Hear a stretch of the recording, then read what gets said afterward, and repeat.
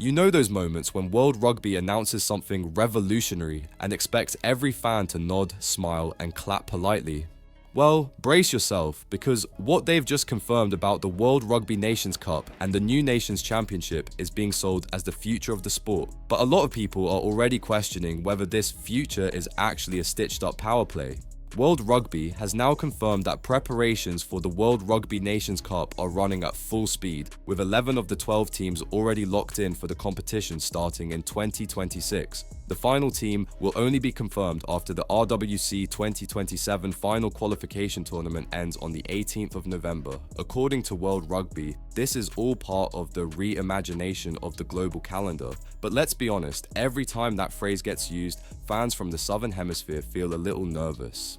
The Nations Cup will mirror the top-tier Nations Championship, which launches the same year. And here's where the politics start to smell strong. For their 2026 debut, the Nations Championship will feature all 6 nations teams from the north, while the south lines up with Argentina, Australia, New Zealand, South Africa, plus 2 invited teams, Japan and Fiji Sounds, balanced on paper.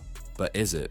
The Springboks, for example, will host England, Scotland and Wales in July 2026 as the championship officially kicks off. Every match will count, supposedly determining who finishes the season as the top test side on the planet. World Rugby proudly described the launch as a landmark joint venture between SANZAAR and Six Nations Rugby, creating this shiny biennial super tournament. But many fans are reading between the lines: more control for the big unions, more commercial leverage for Europe, and even deeper scheduling chaos for everyone else.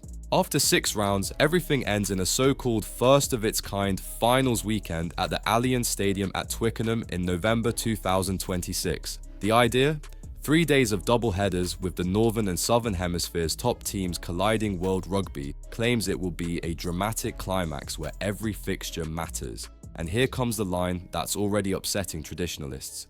By the end of the finals weekend, players and fans will know the best nation in the sport and where the balance of power lies between the 2 hemispheres outside a Rugby World Cup. So now we'll have a calendar where the best nation can be crowned every 2 years, even outside a Rugby World Cup. Does that devalue the World Cup itself? Does it dilute tradition? Or is this just another commercial race that might burn players out even more?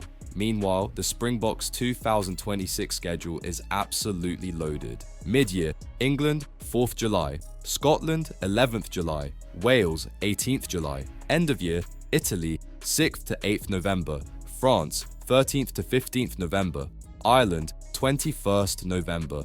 Then comes the twist: the Nations Championship won't be held in 2027 because of the World Cup, and when it returns in 2028, the schedule flips. France, Ireland and Italy will come to South Africa, while England, Scotland and Wales host the Boks in the UK. On paper, it all looks futuristic, but is it truly for the good of the game, or is it just the biggest restructuring experiment ever, driven by money and broadcast power? That's the real question. World Rugby never answers directly. What do you think? Is this Nations Championship the future rugby needed, or is it a political and commercial monster that will end up damaging the sport? Tell us your thoughts in the comments, and if you want more brutally honest Springboks coverage, make sure to subscribe to Green and Gold Army News.